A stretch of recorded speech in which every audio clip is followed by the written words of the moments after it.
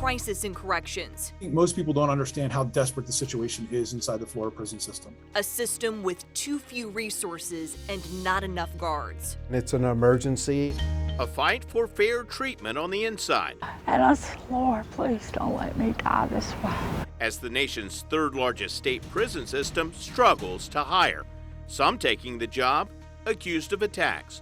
I'm in prison because I loaned my keys to my roommate. The Florida law that keeps people locked up for life without committing a murder.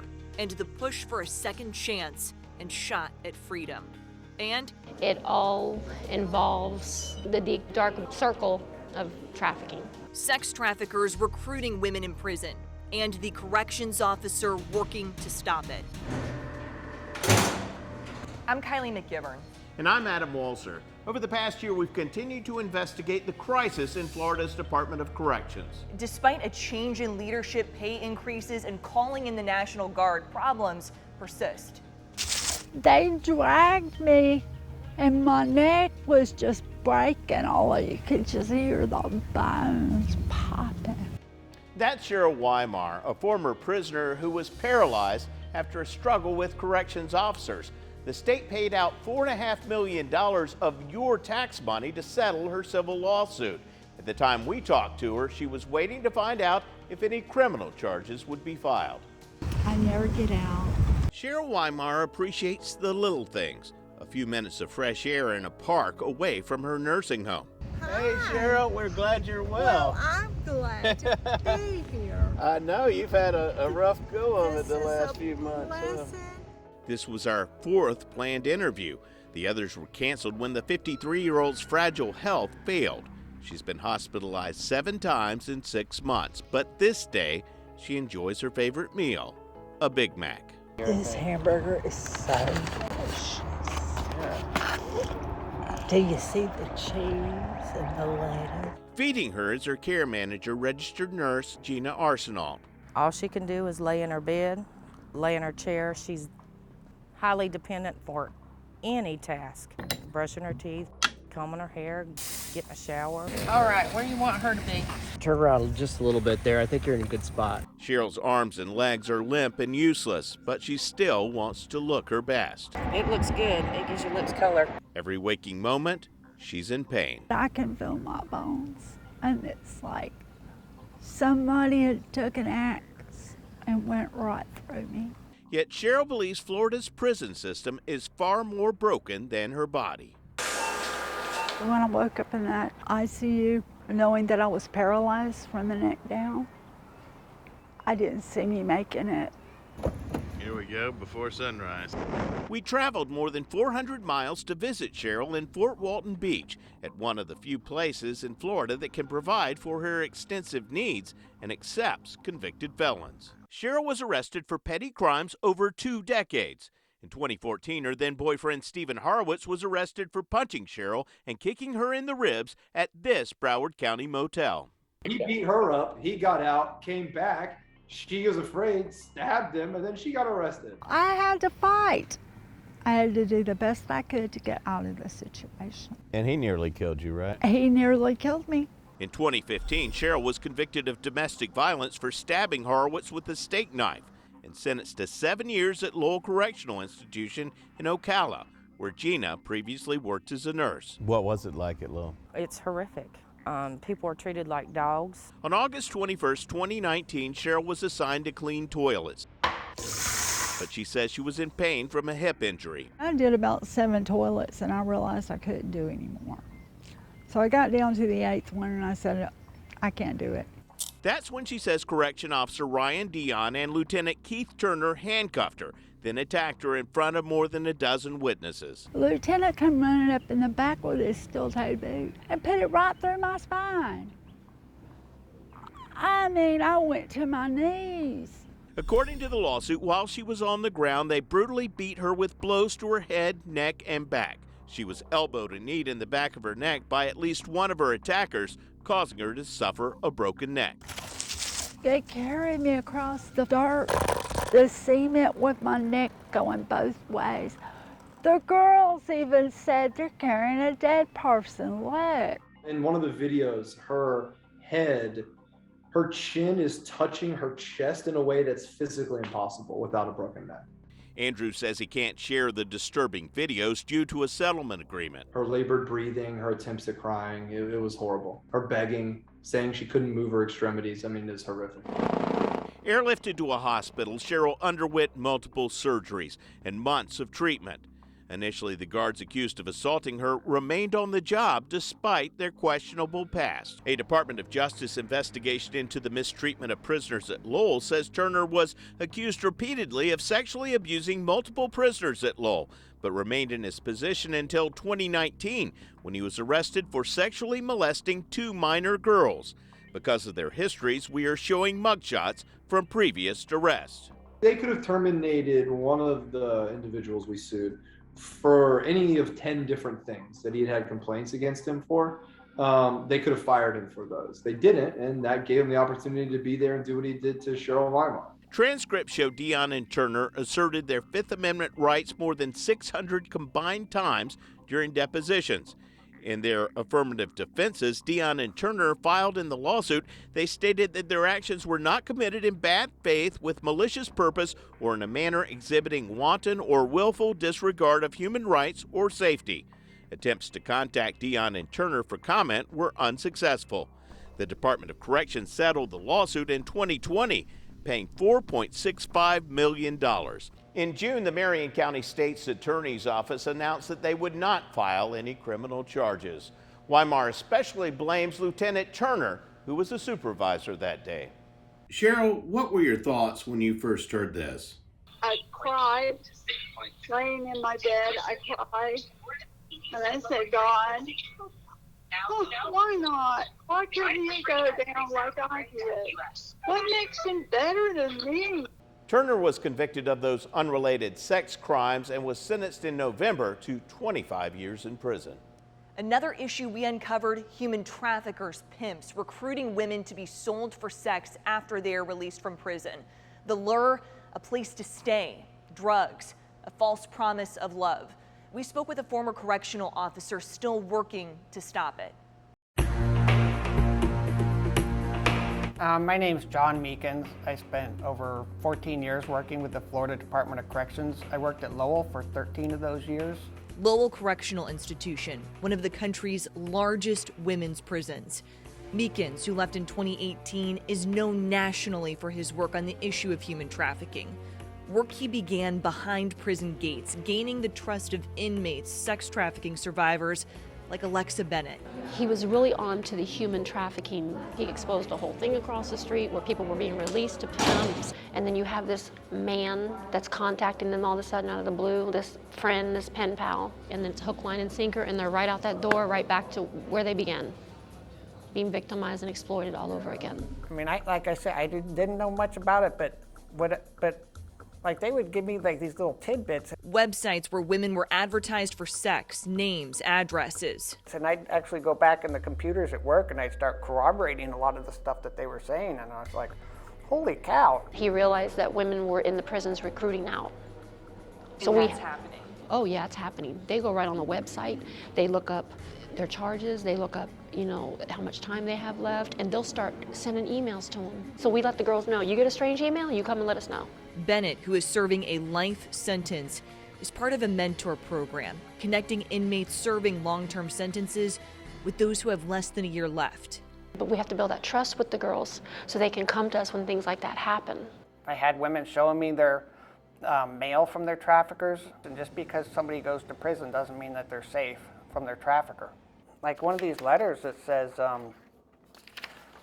yeah, this is a trafficker, he's writing this girl, and he says, we was pulling in at least $600 to $1,000 a day on average. That's a lot of money. In another situation, this guy is saying, hey, you know, we need a team of like 8 women that aren't jealous, and the whole recruiting aspect was blatant. A woman Bennett brought to talk with Meekins led to Corey Mosley pleading guilty to sex trafficking. He's currently in federal prison. She brought forward an inmate that didn't want to go home because their trafficker was waiting on her, and he ended up getting 20 years It's about cutting it off.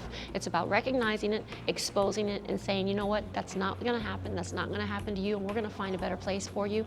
We're going to find something better for you. Just because something looks voluntary doesn't necessarily mean that it's voluntary if they don't feel they have other options. If you or someone you know is a victim of human trafficking, please call the National Human Trafficking Hotline at 1-888-373-7888. If you suspect a child is a victim, the Florida Abuse Hotline is 1-800-96-ABUSE. How would you describe why you are in prison?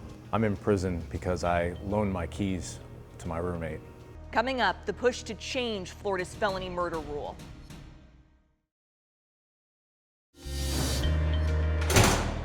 Under Florida's felony murder rule, you can be sentenced to life in prison even if you did not kill someone, even if you weren't there, even if you didn't know. We traveled to Ocala to meet with Ryan Holley, a man who has spent nearly half of his life behind bars for a murder someone else committed. While some argue this is about public safety, others say this isn't justice. Now there is a push for inmates sentenced under the felony murder rule to get another shot at freedom. Ryan Holley has spent nearly half of his life behind bars. I've just passed 19 years incarcerated. At 20 years old, Holley made a decision that forever changed his life. How would you describe why you are in prison? I'm in prison because I loaned my keys to my roommate. It was 2003, the morning after a party at his house in Pensacola. He said, "Can I borrow your keys to your car?" And I said, "Sure." He went back to sleep. Holley says when he woke up and his car wasn't back, he called his roommate, who said they were about to break in. If I would have really have taken it serious, I would have called the police. What were they saying was going to happen exactly? They were going to go rob her mom for a safe that was in her house that was supposedly had drugs and money inside of it. They took the safe and beat 18-year-old Jessica Snyder to death with a shotgun, then drove back to Holley's house. The officers came to the house. I wanted to tell them everything that happened because I didn't feel like I had done anything wrong. But under Florida's felony murder rule, Holley was just as responsible as the man who killed Snyder. The offer of a plea deal came out during that time period. I was told not to take it because I wasn't guilty. Holley, like the other four men, was sentenced to life without parole. No car, no crime. That was what the state attorney said. An argument the victim's family agrees with. Had I known of what the felony murder rule truly was, of course, I absolutely would have taken the plea deal. I would have been home 12 years ago, 13 years ago, but yet here I am. There is no small role that you can play if it results in someone's death. State Attorney Ed Brodsky is president of the Florida Prosecuting Attorneys Association. The group strongly supports felony murder laws. Is that fair that those people involved, even if one did not kill another person, that they have the same sentence? Yes, absolutely. And just because you didn't pull the trigger, you're not going to be excused from the harsh penalties under Florida law. The advocacy group We Heart Florida is pushing for change through the Ryan Holley Reform Act. Written by an inmate, the bill seeks to cap felony murder rule sentences at 15 years. Previous efforts have failed, but supporters like Amanda Theet and founder Lisa Antonini are hopeful they'll find lawmakers to sponsor the new bill. The punishment should fit the crime. Holley is scheduled to be released in June 2024. Online now at abcactionnews.com, we have more information about the push to cap sentences under Florida's felony murder rule and where other states stand. The system stopped. It just came to a grinding halt. Straight ahead, inmates sleeping on the floor at local jails, costing counties millions due to state prison understaffing. Florida's crisis in corrections isn't just affecting faraway prisons, it's also affecting county jails right here in the Tampa Bay area. We uncovered some inmates who had already been sentenced waiting for months to be transferred, leading to jail overcrowding. Vans drop off new inmates at the Pinellas County Jail multiple times a day. It's the entry point to the criminal justice system, where someone who is charged with a crime is booked into the jail, post bond, or awaits trial. But Pinellas County Sheriff Bob Gualtieri says the COVID pandemic interrupted the normal process. The system stopped. It just came to a grinding halt and nothing moved. So it was definitely created a backlog. County jail populations in Florida climbed 12.5% during the 12-month period ending September 30th. And once you finally got that person to trial, you got a conviction, and they're ready to go to the prison, what happened then? Nothing.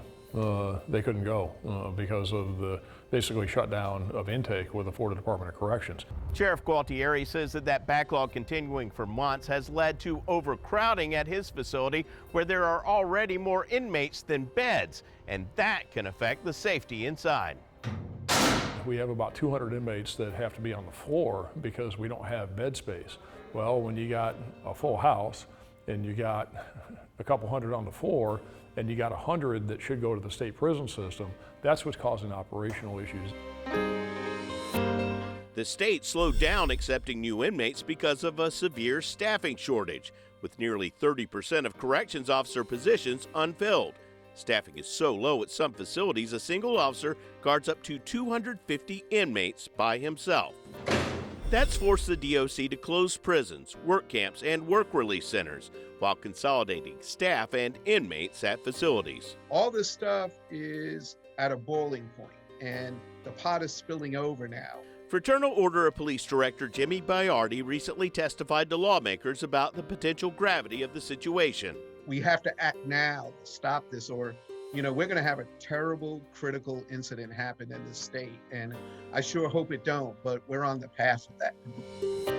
State Senator Jeff Brandes of St. Petersburg says that backlog also impacts county's finances. It costs about $125 a day for an inmate to be housed at the Pinellas County Jail, whereas it costs $50 a day for them to be housed in the prison system. And so that cost is being borne by taxpayers. Gualtieri says that after he and other sheriffs complained to the state, they began transferring prisoners more quickly. And state lawmakers have called it a Band-Aid. Now it's a more than $31 million plan in motion. The National Guard called out to help at critically understaffed prisons. To me, it's spit and chewing gum to trying to keep the Department of Corrections from basically imploding. More than a year after launching our series, the deployment of the National Guard confirms that Florida still has a crisis in corrections. I think most people don't understand how desperate the situation is inside the Florida prison system. Republican State Senator Jeff Brandes of St. Pete has been at the forefront of a push for prison reform in Florida, sounding the alarm on the crisis in corrections. When you have understaffed facilities, what it ultimately means is you have more corrections officer abuse, you have more inmate on inmate violence, you have more drugs in the facility, and you have more overall contraband. Brandes told the I-Team the need for the National Guard to alleviate excessive officer overtime and give corrections more time to hire and train new staff shows the state legislature hasn't done its job. Well, I think it's embarrassing. Frankly, the fact that we're having to call the National Guard in because the legislature haven't put enough resources towards this problem to actually fix it. With staffing levels as desperately short as they are, Florida was bumping up against an emergency release number that would have forced them to begin to release inmates. In the last legislative session, FDC received record pay increases to retain and recruit corrections officers, leading to a net gain of nearly 640 officers, a move in the right direction for the first time in years, the department says. Still, it's not enough. As of September, the vacancy rate still sat at about 24%, more than 4,000 employees short. That vacancy rate has since dropped some to 21%. Reviewing FDC records, the I-Team discovered a new trend. More and more the people leaving are those in higher ranks with more experience. What has happened over the last few years, the Department of Corrections has become the training school for other agencies. Officers of all ranks have received offers or job opportunities for other agencies. James Bayardi, president of the Florida Police Benevolent Association's Corrections chapter, says there is still a lot of work to be done to retain people. You have less experienced staff, you have a shortage of staff. That means that you're working more hours in a dangerous environment. These are all formulas for disaster. Here, the National Guard will not be in direct contact positions with inmates. Think perimeter posts, entry and exit security, for example. After training at Camp Blanding, 300 members of the National Guard are now assisting at 9 prisons in the Panhandle for 9 months, a timeline many lawmakers doubt. I can't imagine it would be limited to just 9 months. Biardi says the union is working to get additional pay raises next year to retain experienced officers. We still have a long way to go. We've told you about a lot of different issues within Florida's Department of Corrections. We've talked to current and former inmates, advocates, and even lawmakers. But who you haven't heard from is the head of the Florida Department of Corrections, Secretary Ricky Dixon. I first emailed Corrections about an interview with Dixon in early December 2021, just weeks after the governor appointed him to the position. Since then, I've sent more than 17 emails and made numerous phone calls reminding them of the request.